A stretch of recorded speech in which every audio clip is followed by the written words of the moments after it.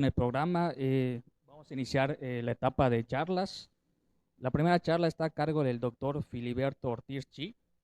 El título de la plática es Métodos de la mecánica cuántica y DFT para el diseño y descubrimiento de nuevos materiales. A continuación, leeré algo de la semblanza de nuestro investigador. El doctor Filiberto Ortiz Chi es investigador en el campo de la física y química computacionales. Obtuvo su licenciatura en Ingeniería Física en la Universidad Autónoma de Yucatán y posteriormente realizó una maestría en Física Aplicada y un doctorado en Física Teórica en el CIMBESTAB Mérida. Actualmente es investigador por México en la Secretaría de Ciencias, Humanidades, Tecnología e Innovación, adscrito al Departamento de Física Aplicada del CIMBESTAB Mérida y cuenta con la distinción de SNI Nivel 2. En su anterior adscripción en la División Académica de Ciencias Básicas de la Universidad Juárez Autónoma de Tabasco, el doctor Ortiz Chi lideró 5 proyectos de investigación financiados por diversas fuentes, entre los cuales destaca un proyecto de ciencias básicas que permitió la adquisición de software y recursos de cómputo científico. Además, ha dirigido 2 tesis de licenciatura y 4 de maestrías. Su principal línea de investigación es la predicción de materiales con aplicaciones energéticas, área en la que ha publicado 42 artículos en JCR, acumulando más de 1000 citas en Scopus y un índice H de 16. Asimismo, ha impartido más de 140 cursos en niveles de licenciatura, maestría y doctorado. Les agradecemos al doctor Filiberto y adelante con su presentación.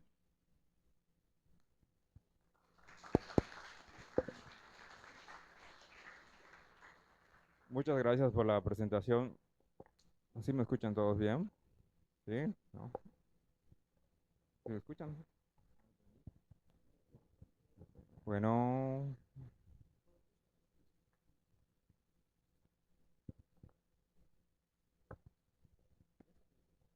bueno, ¿sí me escucho esta vez, verdad? No. ¿Sí se escucha? Ah, ya se escucha. Bueno, ojalá. Bueno, empezaremos. Lo primero es agradecerle al ITESCAM por haberme invitado. Yo estuve hace como 9 años, recuerdo, por aquí. Estaba dando clases. De hecho, de los 140 cursos, más de 100 creo que fueron por acá y Mérida.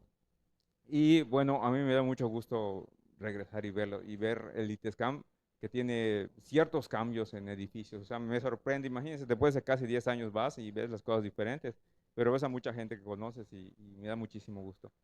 Y pues vamos a empezar con esta cosa que son los métodos de mecánica cuántica. Está relacionado con lo que hacemos. Voy a platicarles. Primero, ¿por qué estamos aquí? Eh, bueno, tal vez porque los obligaron a entrar, pero esto de la mecánica cuántica tiene que ver con que se cumplieron 100 años de cuando nació.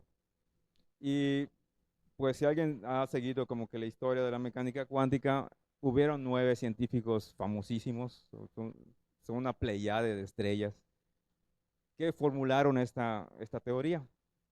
Aquí les muestro 3, pues ahí están sus nombres, está Paulo Adrián Maurice Dirac, está Heisenberg y bueno, y Erwin Schrödinger. Que Schrödinger es mi favorito. Desde que yo tenía 15 años y supe lo que hacía, soy fan de Schrödinger. No solo porque me gusta cómo viste y porque es raro, sino porque está vinculado de alguna manera al Simvestab, pues, el que me formó. Cuentan que cuando Schrödinger estaba viejito, en el Simvestab estaba naciendo, por decreto presidencial, fundan el Simvestab y estaban buscando un director así súper poderoso que tenga súper trayectoria y dijeron, a ver qué científico importante quiere dirigir por primera vez el CIMBESTAB. Se pudieron a preguntarle a varios premios Nobel y pues como que nadie quería venir a México, ¿no? Y le preguntan a Schrödinger, así como que, ¿qué podemos perder? Y Schrödinger dice, va, voy a ser el primer director, pero se muere y no llegó a ser el primer director. Imagínense el privilegio que hubiera sido para México que el primer director haya sido Erwin Schrödinger. No sucedió. Ahora, de él se cuentan muchísimas cosas, como de la mayoría de los físicos que formularon la mecánica cuántica. Una es que él, cuando era estudiante de doctorado, él escuchó estas cosas de, pues, de que la dualidad de onda-partícula, y él se emocionó mucho y él fue con su asesor y le dijo, oye, está bien interesante esto, que la materia son ondas y son partículas. Y su asesor no estaba muy convencido, había escuchado esas corrientes extrañas y le dijo simplemente, "Mm, si la materia es una onda, entonces ¿cuál es su ecuación de onda? O sea, como diciéndole, está ilógico lo que dices, deja de escuchar esas cosas, ponte a hacer otra cosa, ¿no? Pero su asesor era una vaca sagrada en el sentido era una persona famosa, pero si se fijan, nadie recuerda al asesor ahora, recuerdan a Schrödinger. ¿Por qué? Porque él agarró y dijo, tiene razón, si estoy diciendo que es una onda o creo que es una onda, ¿cuál es su ecuación de onda? Y se fue a las montañas, en la nieve, se aisló y, y demostró, dedujo la ecuación de Schrödinger, que esta es una de las versiones. Y bueno, él ganó el premio Nobel por sus contribuciones a la mecánica cuántica. Muy bien. No, me confundí, abajo es atrás, arriba. Ok, este es el contenido de lo que vamos a ver. Vamos a tratar de ser rápidos. Uno es la anomalía en Barr, ¿qué es esa cosa? Vamos a platicarlo. Tiene que ver con algo que hice alguna vez en el doctorado. DFT, que significa teoría del funcionamiento de densidad. Metamagnetismo y dilatación térmica. Diseño de nuevos materiales, que es a lo que me dedico. Y pues cosas que estamos haciendo en el camino, que son algoritmos de predicción y perspectivas de fusión de inteligencia artificial y cosas así, que también estamos haciendo, ¿no? Muy bien, entonces lo primero, voy a recordar a Stephen Hawking cuando le dijeron que si incluía ecuaciones en su libro no lo iban a comprar.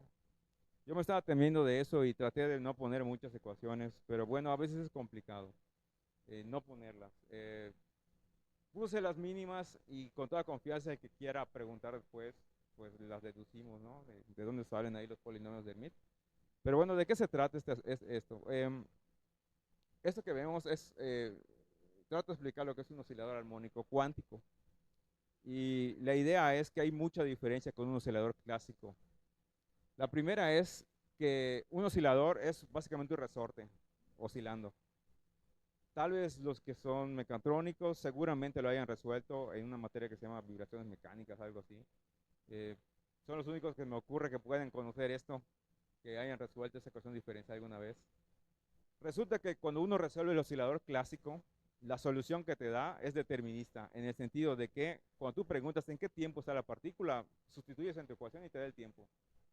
Parecido a las leyes de Newton cuando tenemos un auto, los problemas que nos dan en la prepa, que empieza a viajar y tiene la velocidad, dicen, a las 2 horas, ¿dónde está? Y la respuesta es un valor, está a 3 kilómetros y ya, se acabó. En mecánica cuántica las cosas son muy diferentes. Resulta que en cuántica, cuando uno resuelve la ecuación de Schrödinger, que es esta, con ese potencial que es el del oscilador armónico, pues da esta solución extraña. Pero cuando uno la grafica e interpreta la solución, resulta que estas distribuciones que ven acá son distribuciones de probabilidad que te dicen dónde está la partícula. Entonces, fíjense que no hay un valor, hay una distribución. Es parecido a que te pregunten, ¿cuánto vale esto? Y tú no des un valor, sino tú digas, está entre tanto y tanto con mayor probabilidad de esto. No es una respuesta muy clara, ¿no? Y suceden cosas extrañas como que esta es la energía del estado base, el estado fundamental. Es decir, en la temperatura más baja posible y sin energía, sigues teniendo energía, una energía de punto cero. Y esta es tu distribución de probabilidad. Pero si el sistema adquiere energía, solamente adquiere energía cuantizada en múltiplos de h barra omega, donde omega es la frecuencia de vibración. Y vemos que cambian las distribuciones de probabilidad. Es decir, cuando tienes más energía, es probable que estés o aquí o acá. Y cuando tienes más energía, en alguno de los centros de estas distribuciones de probabilidad, y así sucesivamente. El punto más importante de esta diapositiva es que como el potencial es simétrico, mis funciones de onda y por tanto mis distribuciones de probabilidad también son simétricas. Pero ¿qué pasaría si tengo un caso antisimétrico? Como la mayoría de los potenciales. Pues que tengo que resolver esta ecuación con ese potencial que me den y predecir lo que va a suceder. Muy bien. Este problema del oscilador armónico cuántico es tan famoso que es portada de algunos libros de mecánica cuántica, como el de Meshbacher. No soy fan de este libro. Bueno, resulta que los físicos somos malos contando chistes. Y hay un chiste que dice que solo sabemos hacer dos problemas. Uno es el oscilador armónico y otro resolver una esfera. Por eso está el problema de la vaca esférica y este tipo de cosas, ¿no? Y este tipo de osciladores se han llevado a teorías más del estado del arte de la física, ¿no? En las partículas fundamentales, eh, muchísimos aspectos cosmológicos. Muy bien, seguiremos. Muy bien, ahora pues vamos a empezar, les voy a platicar este problema de la anomalía invar. Resulta que este señor, que es Charles Edward Guillon, recibió un encargo de la reina de Inglaterra. Resulta que ellos almacenaban petróleo en barcos y pues cuando se calentaba se expandía el metal y pues le dijeron, oye, pues tú que eres muy bueno, muy buen científico, diseñanos un material que cuando se caliente no se expanda. Entonces él agarró y lo encontró, o sea, lo interesante es que lo encontró, y este es el material, ¿no? Es una aleación entre hierro y níquel. Con lo que tenemos aquí es el coeficiente de expansión térmica. Mientras más grande sea ese coeficiente, el material se expande con la temperatura. ¿Sí? Pero fíjense que hay un punto alrededor del 35% donde prácticamente es cero la expansión. Es decir, el material lo calientas y no se expande. O sea, le vale, lo enfrías y tampoco, no reacciona mucho, ¿no? Entonces lo logró y le dieron el premio Nobel por esa contribución. Ahora, eso ya tiene un montón de tiempo, ya tiene 105 años, pero no se explicaban por qué.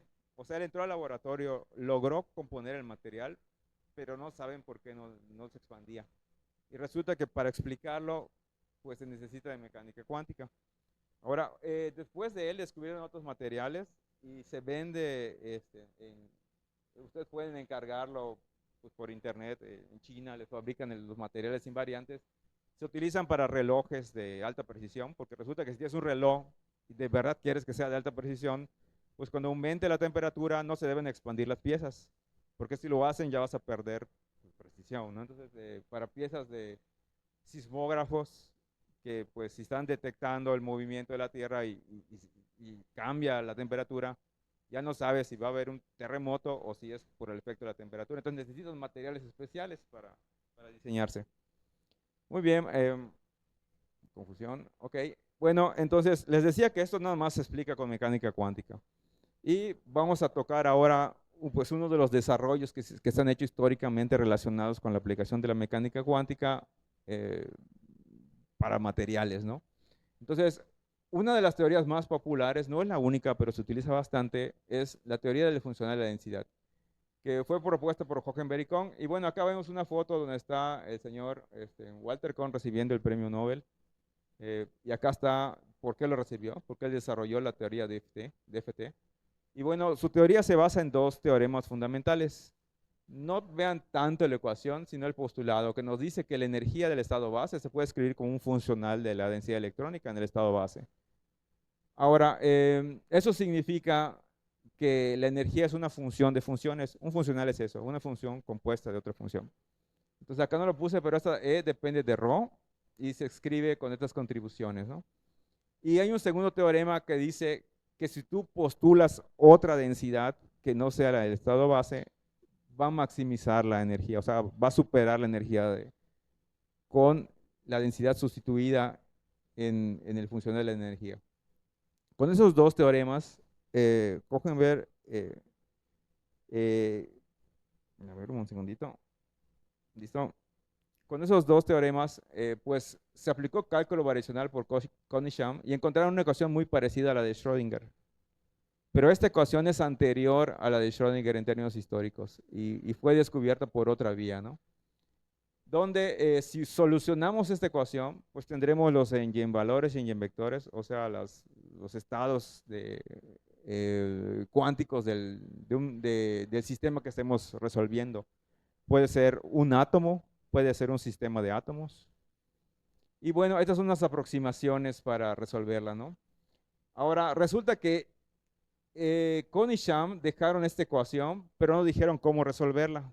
Entonces, después de ellos, surgieron varias formas de intentar resolverla porque está bien complicada.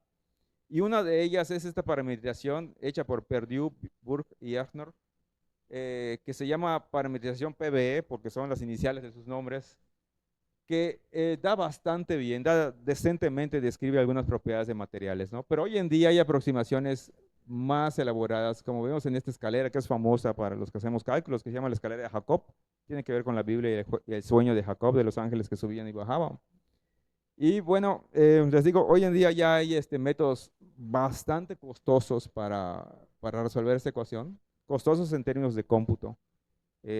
Un sistema de unos 4 o 5 átomos te puede llevar semanas en una supercomputadora, ¿no? Entonces, pero también te puede llevar minutos. Entonces tú eliges como que el nivel de precisión al que quieres acceder, ¿no? Muy bien, este señor, Perdue, que es el primer autor, pues tiene un artículo con más de 40,000 citas, que es no, más de 200,000 citas, o sea, su artículo de esta parametrización. Y tal vez pregunten, ¿y la teoría de FT cuántas tiene? Tiene tantas que ya ni se cita, es como citar a Newton. O sea, la segunda ley de Newton, ¿quién la cita? Tiene miles de millones de citas, entonces ya deja de tener sentido. Ok, entonces les decía que de estas aproximaciones, uno elige como que se mata solo, ¿no? Eliges tu aproximación y toma un tiempo. Puedes tomar una sencilla como la LDA o una un poquito más complicada como la GGA. Por cierto que GGA significa efectos de gradiente, de ahí la G.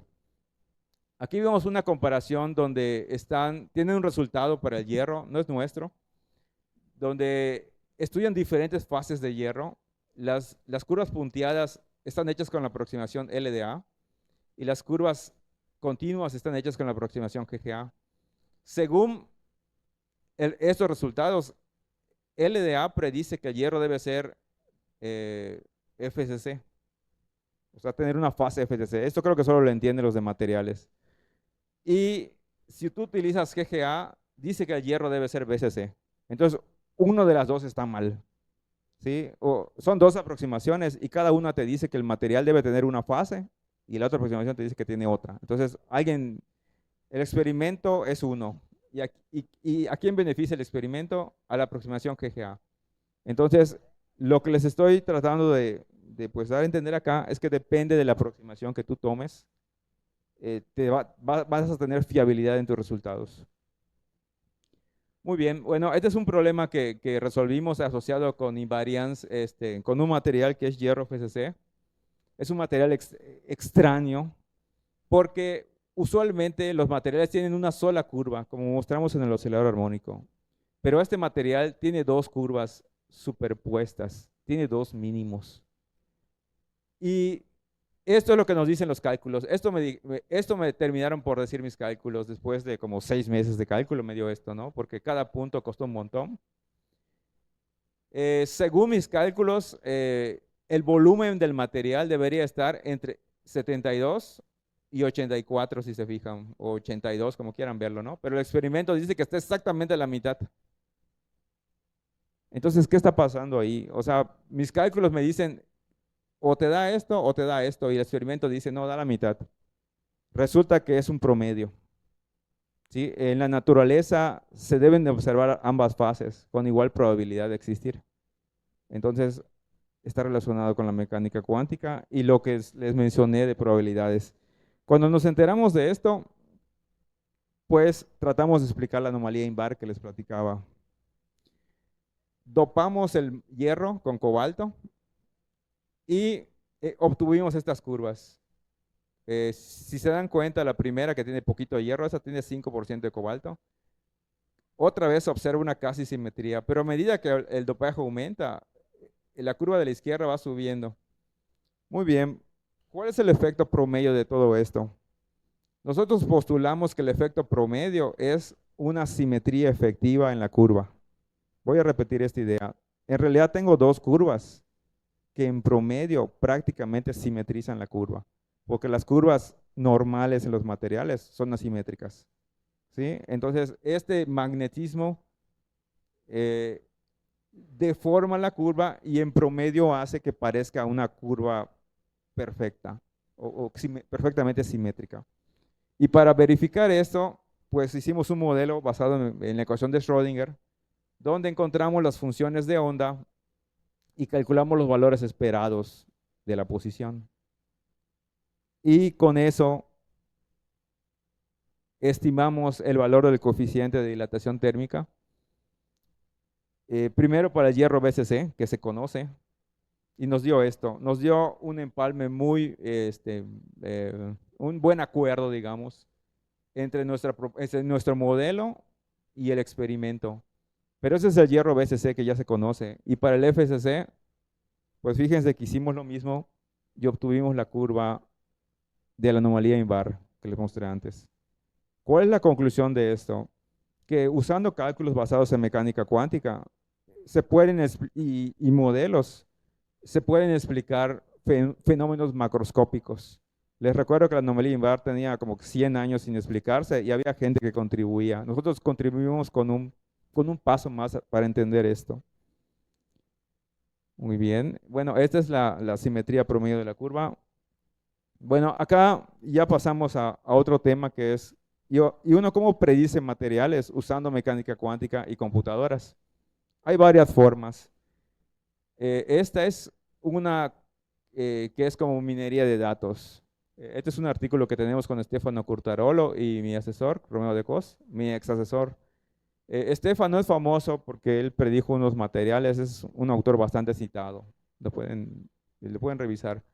Bueno, lo que hicimos acá, bueno, lo que hizo Stefano, realmente Stefano se le ocurrió la gran idea, fue de que había materiales superconductores que estaban en bases de datos y él revisando se dio cuenta, oh, ese material, si le hacemos un cambio, si le hacemos una modificación, puede ser superconductor. Y bueno, se le hizo la modificación, lo calculamos con nuestros métodos basados en teoría funcional de densidad y resulta que así es superconductor.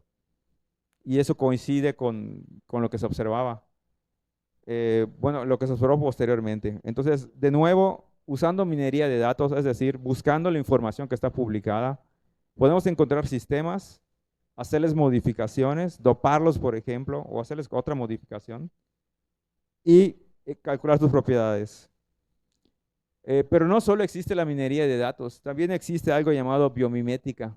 ¿Qué es eso de la biomimética? El ser humano lo aplica todo el tiempo. Es ver a un animal y si ese animal hace algo que yo necesito, es copiar una parte de ese animal.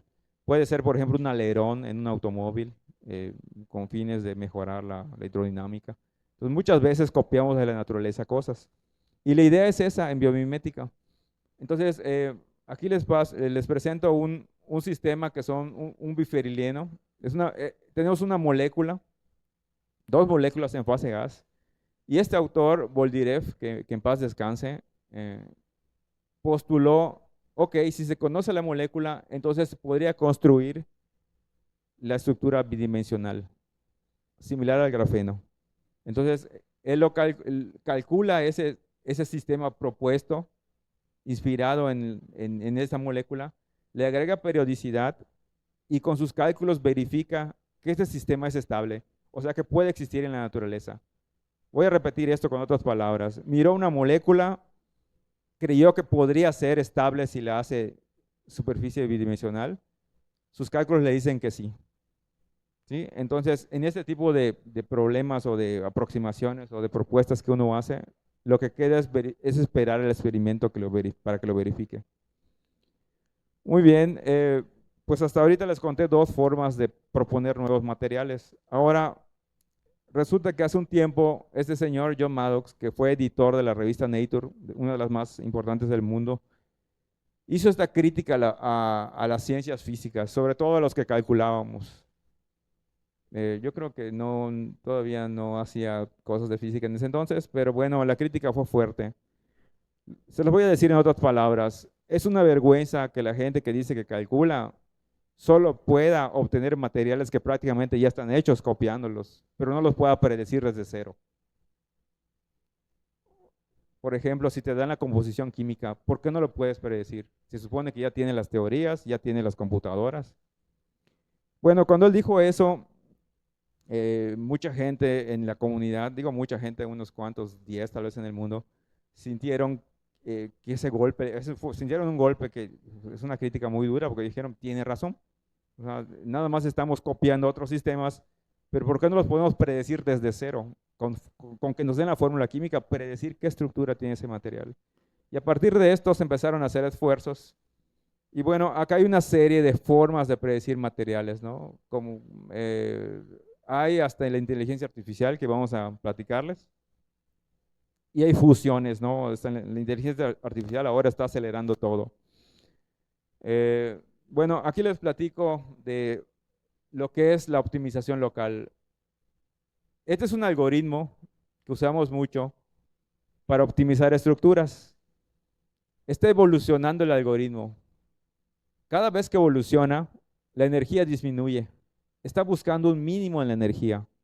¿Por qué razón busca un mínimo? Porque hay un principio en física que es el de mínima energía, que dice que los eventos que van a suceder son los que minimizan la energía. Entonces, este sistema al final, fíjense que convergió en algo que creo que todo el mundo ubica, que es el benceno. Pero al inicio no era un benceno, al inicio eran puntos como que al azar. Entonces el algoritmo de optimización empieza a mover las posiciones de los átomos, buscando siempre minimizar la energía hasta que convergen en un sistema. Ok, eso pasa para el benceno, qué bien, con este tipo de algoritmo, ¿no? Que es famoso. Pero resulta que el benceno que tiene fórmulas C6H6 no es la única estructura que existe. Hay muchísimas estructuras que tienen la misma fórmula química. Es decir, son isómeros estructurales, ¿no? Entonces, por ejemplo, este artículo que es antiguo decía que son 217 isómeros que podrían construirse. Acá les muestro solo algunos, ¿no? Bueno, entonces viene, se los estoy mostrando porque con lo que ya vimos de la crítica de John Maddox, se ve como un problema complicado, porque si yo quiero predecir un material a partir de su fórmula química, debo de explorar muchas posibilidades para saber cuál de ellas tiene la menor energía y por tanto tiene más posibilidades de existir en la naturaleza. Ok, y bueno, eso se relaciona con materiales como el carbono, que es de los más versátiles. Ustedes saben que el carbón, bueno, el grafito, que es el carbón que usamos para la leña, para quemar, está hecho solamente de átomos de carbón. Y el diamante también está hecho solo de átomos de carbón. Entonces, ¿cuál es el truco? Que están acomodados de manera diferente, tienen diferente estructura.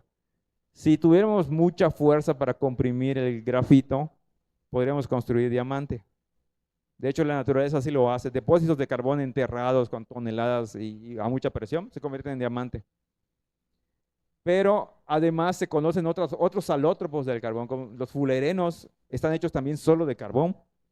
Los nanotubos, que se usan hoy en día para tecnologías emergentes de almacenamiento de hidrógeno. Y el grafeno, que pues se ganaron el premio Nobel estos señores, pues por sintetizarlo. Entonces, ¿a qué vamos? De que si queremos predecir materiales usando solamente mecánica cuántica y computadoras, debemos de explorar muchas posibilidades, incluso muchas fases cristalinas, incluso muchas dimensiones, 3 dimensiones, 2 dimensiones, 0 dimensiones. Muy bien, entonces, bueno, nosotros tenemos una propuesta en la que hemos estado trabajando hace algunos años, que es un código, es un programa al que tú le das la fórmula química y el programa empieza a hacer esta exploración de qué posibilidades de materiales pueden existir y al final te da los que tienen la mayor posibilidad de ser mirados en un experimento. Y aplica tanto para moléculas y para cristales, para superficies. Entonces vamos a tratar de explicar cómo funciona. Entonces es un código que tiene bibliotecas construidas en Python, donde están vinculadas a programas de cálculo de estructura electrónica y a un equipo de supercómputo, un equipo de colas. Y bueno, el algoritmo para el estocástico tiene este cuerpo, ¿no? Primero creamos estructuras aleatorias con reglas de conectividad, pidiendo que siempre estén conectadas. Acá hay un ejemplo. Acá hay otro ejemplo. Estructuras simétricas, siempre conectadas. No, tal vez no existen en la naturaleza, pero siempre conectadas. Después verificamos si existen o no. También podemos construir motivos cúmulos de motivos. Por ejemplo, si nos dicen, construye 100 moléculas de agua, no vamos a hacer 100 oxígenos con 200 hidrógenos, no. Ya sabemos que la entidad mínima es una H2, es una molécula de agua. Entonces la tomamos como si fuera un cubo de Lego y de ahí formamos cúmulos de estas moléculas, ¿no? También tenemos la posibilidad de explorar sistemas con libertad torsional. Lo que estamos mirando acá es una molécula de glifosfato que tiene diferentes orientaciones en el espacio. Cada una es un isómero rotacional. ¿Por qué son importantes los isómeros rotacionales? ¿Por qué también los integramos en nuestro código? Porque cada isómero tiene una diferente propiedad. No sé si ustedes han escuchado, pero a veces un medicamento tiene una fórmula química, pero tiene dos presentaciones porque fue sintetizado y son dos moléculas diferentes. Entonces, una molécula te puede, o sea, un medicamento te puede producir efectos adversos. Te puede dar calentura, náuseas, dolor de cabeza, vómito, etc. Y la otra no. ¿Y por qué? Porque fue hecho por otro laboratorio, es un isómero de la otra molécula. Lo mismo pasa, por ejemplo, con perfumes. Si dejas tu perfume en el sol ya no huele igual, porque la luz lo descompone, o sea, modifica la orientación de las moléculas. Muy bien, y también tenemos una vertiente que predice sistemas cristalinos, sistemas periódicos, sólidos y también superficies. Y bueno, esta está desarrollada, ya está en su fase terminal por Carlos. Y bueno, les decía que esto lo conectamos a supercómputo, ¿no? Usamos códigos de estructura electrónica, que son códigos basados en mecánica cuántica prácticamente, pero esos cálculos son costosos. O sea, cada cálculo en una computadora personal te puede llevar una semana. Entonces, ya usamos supercómputo con varios nodos de procesamiento y podemos disponer de ellos. Y usamos sistemas tipo PBS, Slurm. La gente que hace sistemas tal vez esté familiarizada con esto, ¿no? Ok, y bueno, también, ahora, ¿cómo aproximamos la energía? Al principio, sí, sí, los rotámeros. Ay, güey.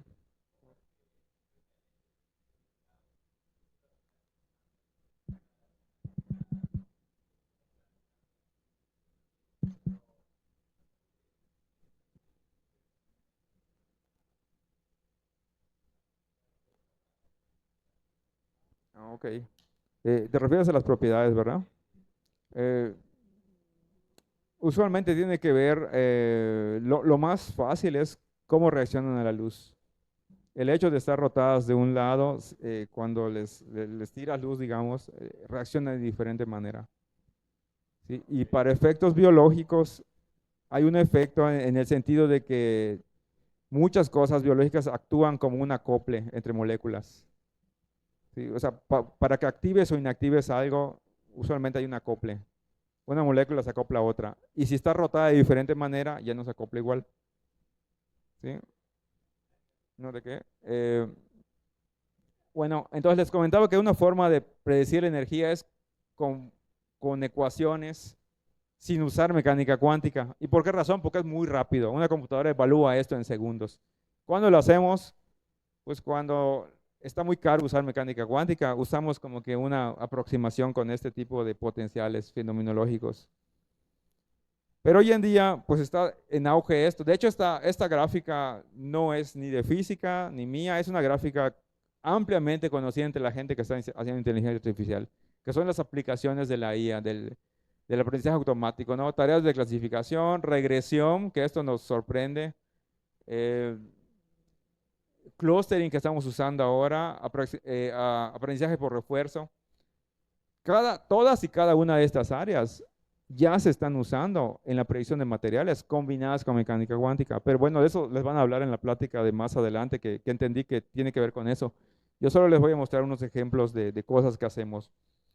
Y bueno, el año pasado, los premios Nobel, tanto el de física como el de química, se dieron a áreas relacionadas con inteligencia artificial. O sea, fue la incursión, son la gente que empezó hace muchísimo tiempo a aplicar las ideas de IA a física y a biología, ¿no? Y a química con biología. Muy bien, bueno, pues ¿cuál es la propuesta de la inteligencia artificial?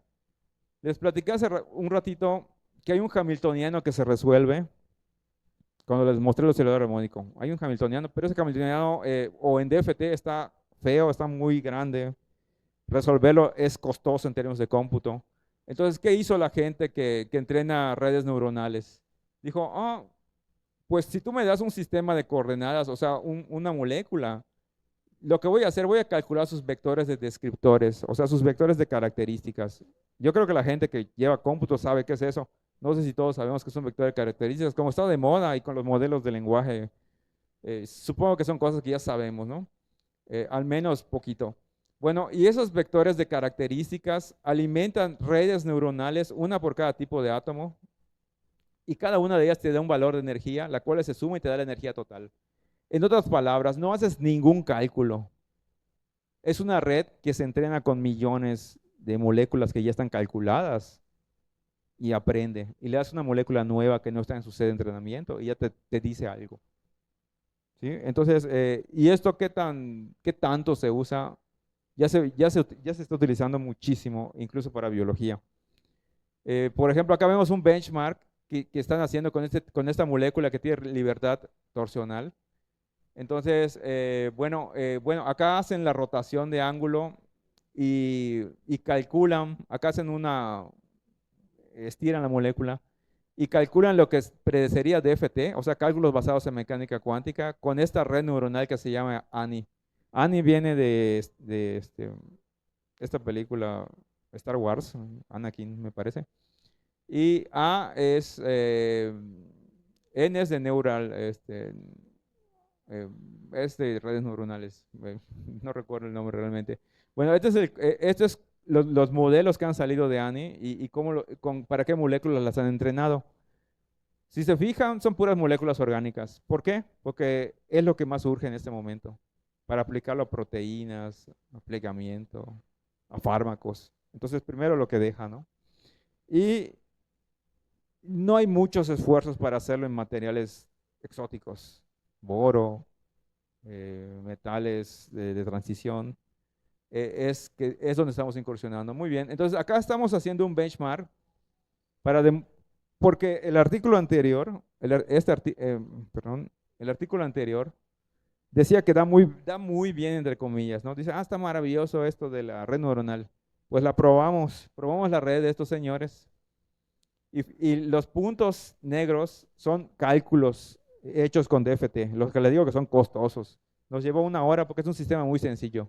Es un oxígeno con otro oxígeno y lo que estamos modificando es la distancia de enlace. Lo que ven acá, la variación desde 0.8 a 2.6 es variando la distancia de enlace. Entonces, les repito, los puntos negros son cálculos y lo que está en azul es la predicción de la red neuronal. Entonces, fíjense que hay un rango donde predice bastante bien, pero hay un rango donde predice bastante mal. ¿Por qué pasa eso? Porque su set de entrenamiento no fue ampliado a ese rango. Entonces pasa lo mismo con ChatGPT. Si tú le preguntas algo con lo que no fue entrenado, pues te responde algo, pero a veces está mal. ¿Sí? Entonces, ¿cómo se puede corregir esto? Pues aumentando el set de entrenamiento, pero no lo han hecho los autores, ¿no? Entonces, eso significa que hay que usar estas cosas con reserva. A pesar del auge de la inteligencia artificial, hay que hacer pruebas antes de usarla. Bueno, y como parte de nuestros algoritmos, tenemos que detectar moléculas similares. ¿Por qué razón? Si tenemos dos moléculas que son la misma pero rotada y la enviamos a calcular y cada cálculo tarda, entonces vamos a enviar a lo loco porque están repetidas. Entonces tenemos que tener un algoritmo que detecte moléculas similares. ¿Por qué un algoritmo y no una persona? Generaremos más empleo, dirían. Es que son miles y puede haber error humano. O sea, son miles, salen miles de archivos y entonces no hay, y tienes que hacerlo rapidísimo. Entonces tenemos algoritmos que se basan en la detección de puntos en el espacio. Por ejemplo, este algoritmo basado en la lectura de las huellas dactilares. Lo que hacemos es un escaneo de puntos, calculamos descriptores y en base a esos descriptores tenemos métricas que comparan y ya nos dicen qué tanto se parecen o no se parecen. Un ejemplo, este cúmulo Si se fijan, dice que es rutenio con 12 átomos de cobre. El rutenio está en el centro. Entonces vamos a hacer una prueba para probar para el algoritmo, ¿no? Le vamos a preguntar, oye, esta otra, que es la misma, pero el átomo permutado, ¿son similares o no? Y el algoritmo dice 0.87. Y ustedes van a decir, ¿y eso qué es? Si te da 1, son similares. Mientras más cercano a 0 está, porque solo te da valores entre 0 y 1. Es una métrica especial que manejamos, que se llama distancia en Manhattan. Entonces, cuando da 0.87, entonces tú decides como ser humano qué valor umbral tomar. Entonces, nosotros consideramos más o menos 0.95. Si es superior a 0.95, son similares. Entonces, 0.87, ¿qué significa? Que son disimilares. Y estas otras, estas es una molécula que se llama coenzima A. Tratamos de engañar al algoritmo. Rotamos, porque es una molécula grande, digamos, entre comillas. Entonces, la rotamos aleatoriamente y le preguntamos, ¿son similares? Y nos dijo 1. Entonces, lo hace bien.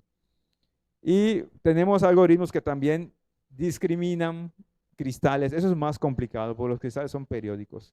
Entonces, eso lo hacemos utilizando descriptores generalizados. Entre ellos está MBTR, que es el más popular hasta ahora, el que nos ha dado mejores resultados. Y aquí le preguntamos, ¿estos sistemas son similares? Nos dice que sí. Nos dice que la primera y la segunda, que son la misma entre comillas, son similares. Ustedes van a decir, no, no se ven similares, pero si ustedes reproducen periódicamente ambas estructuras, van a ver que es el mismo cristal. En cambio, la segunda y la tercera son disimilares. ¿Sí?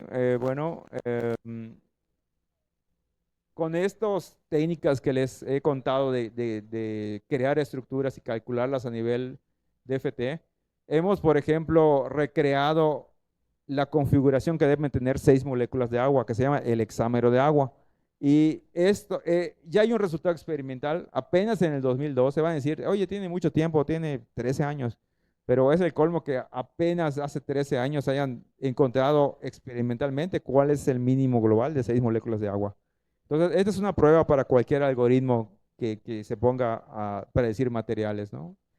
Y esta otra es importante porque son 8 moléculas, pero no fue hecha con cálculos de mecánica cuántica. Fue hecho con la red neuronal que les platiqué.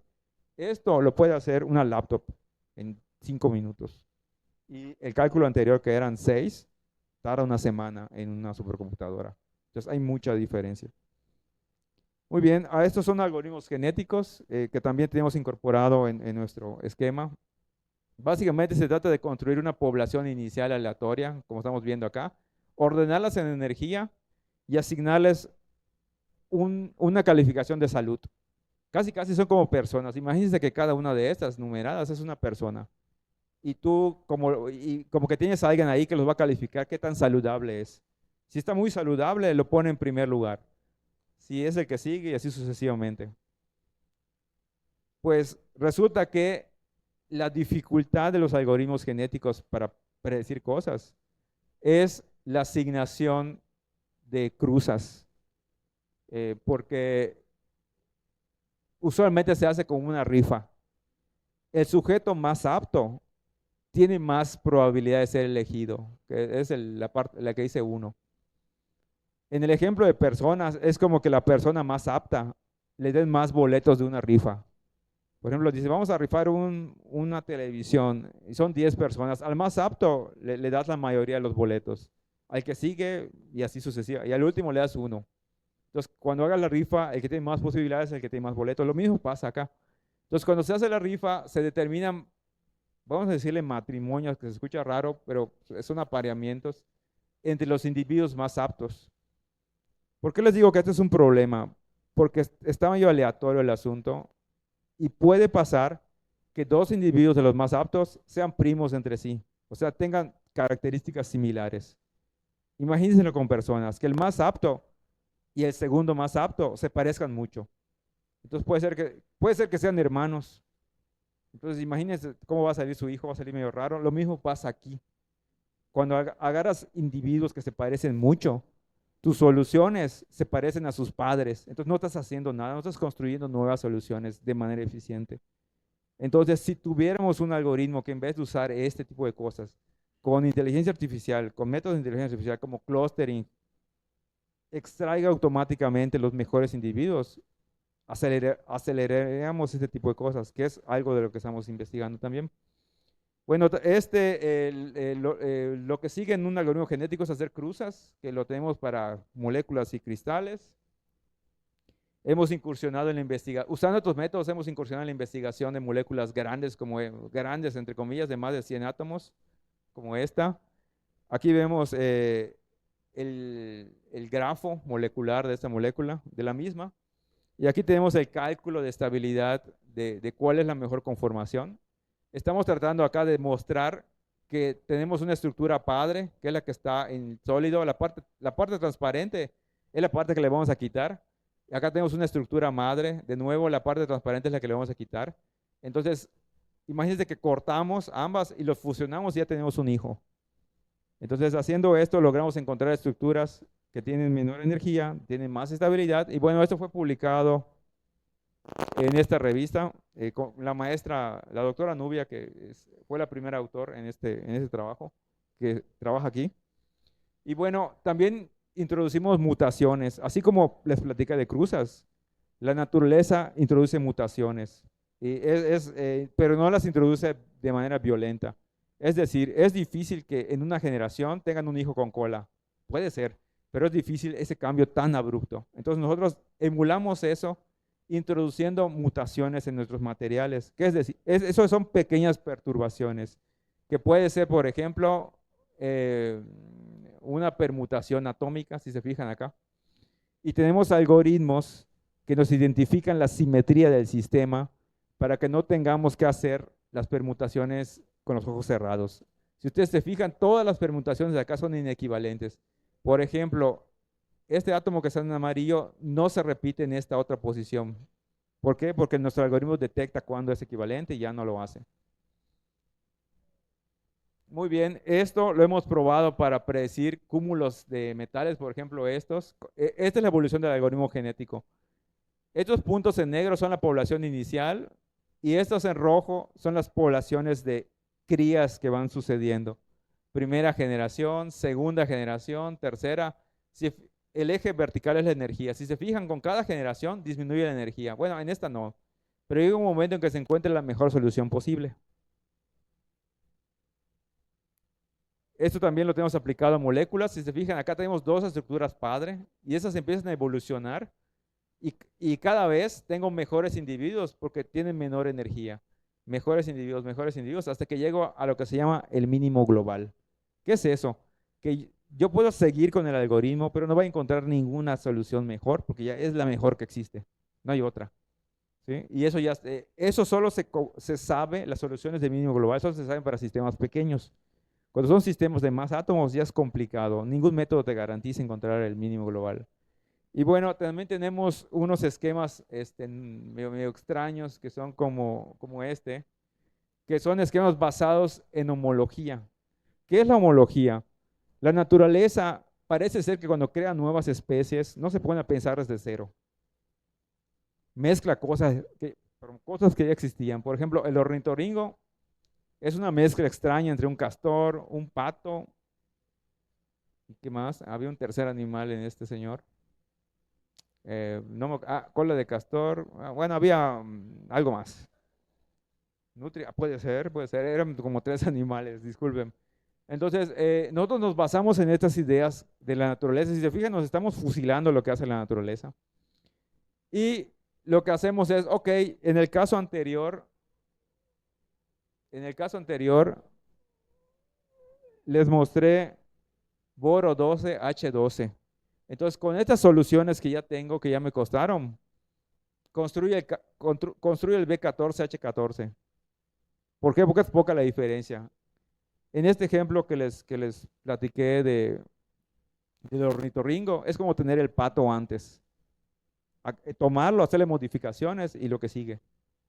¿Sí? Entonces, también esa técnica se puede usar en materiales. Si ya tienes materiales que ya conoces, que son estables, puedes tomar esos algoritmos que te construyen ornitorrincos, nuevos materiales, con nuevas propiedades.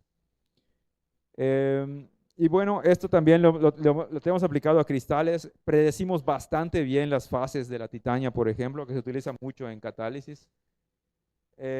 También lo hemos aplicado a la predicción de sistemas. Esta es investigación del doctor Merino que va a platicarles en la tarde, creo. Esta es una de nuestro grupo en Tabasco, de un estudiante que encontró estructuras de cúmulos de 0 dimensiones. Son las estructuras de menos energía, hipercoordinadas.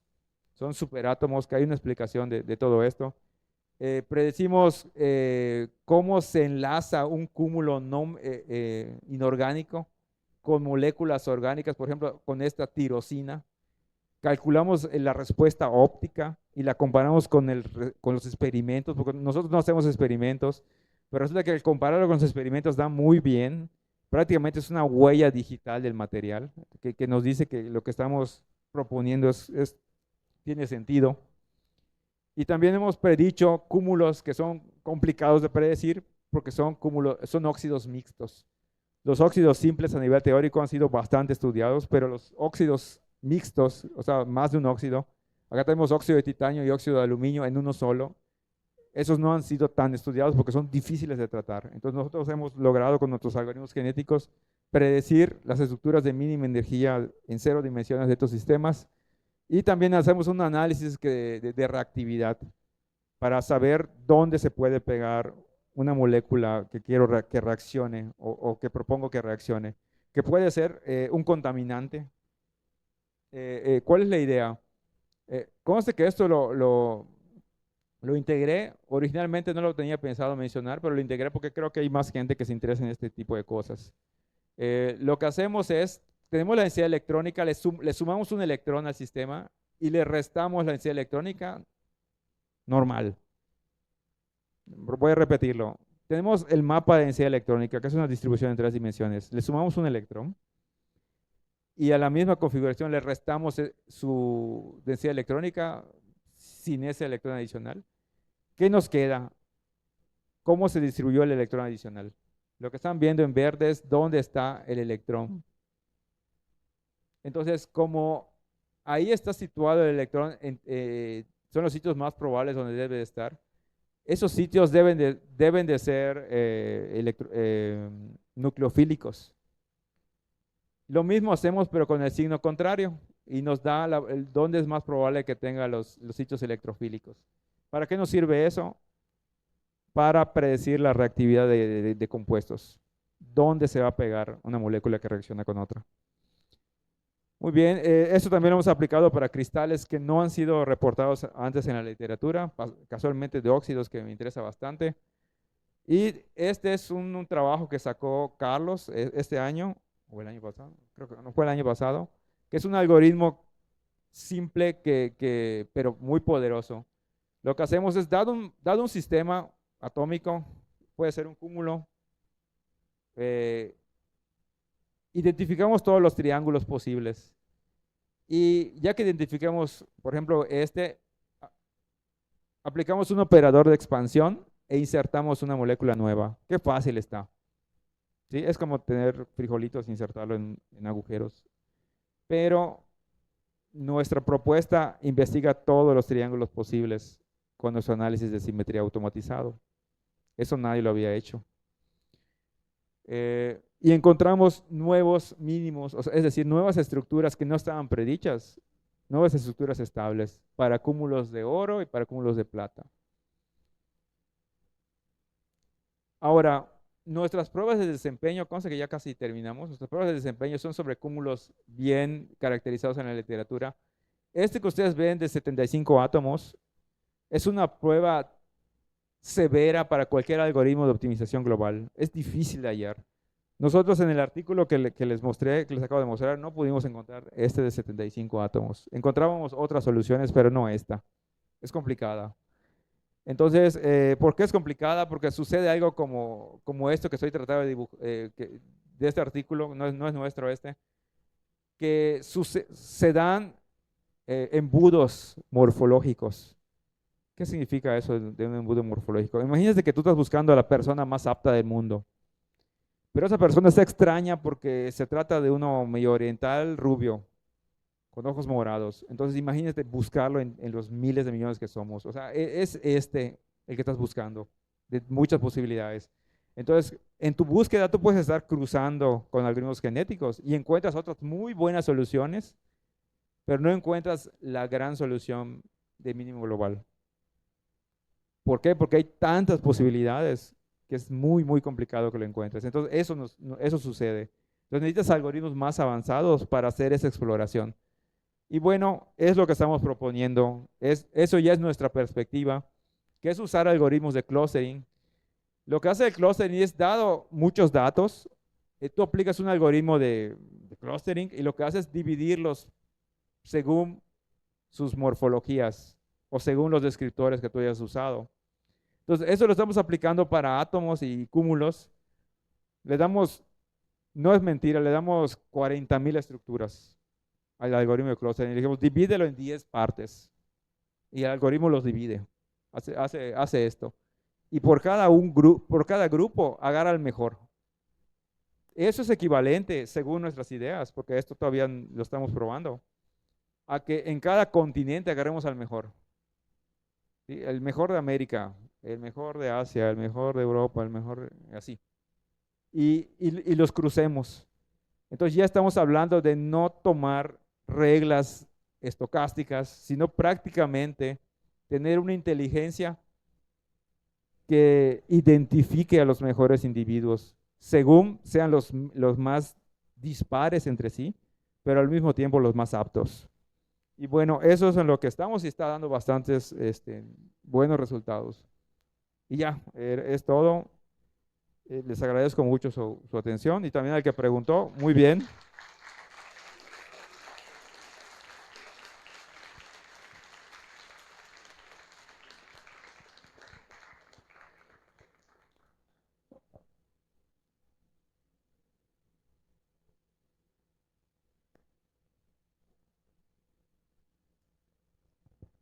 Chicos, ¿alguna pregunta, alguna duda?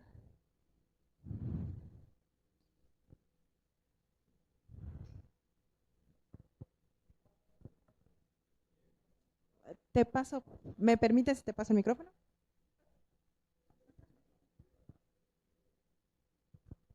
Bueno, su proyecto de IA o inteligencia artificial, como dicen, ¿ya está operativa o todavía en fase beta?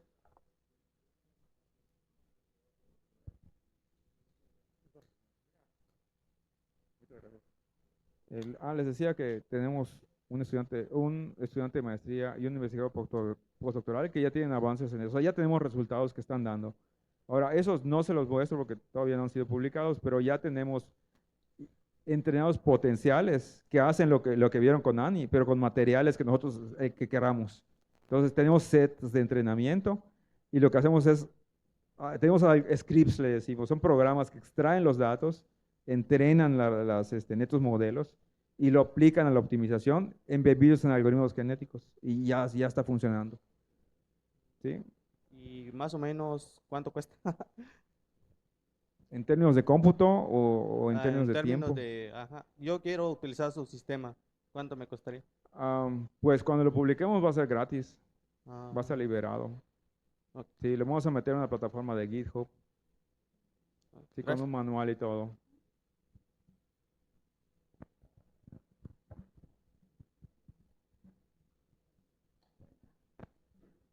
¿Alguien más tiene alguna duda?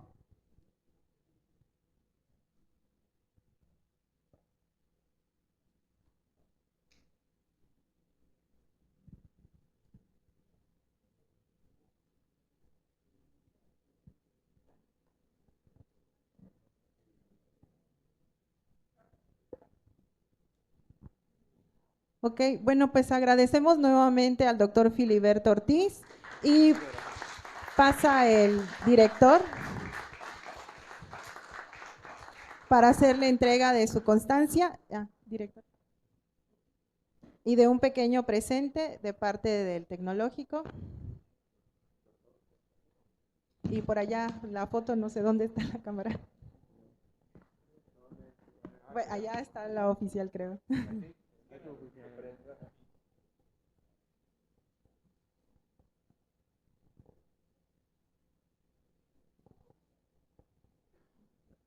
Muchísimas gracias. Ok. Pues agradecemos.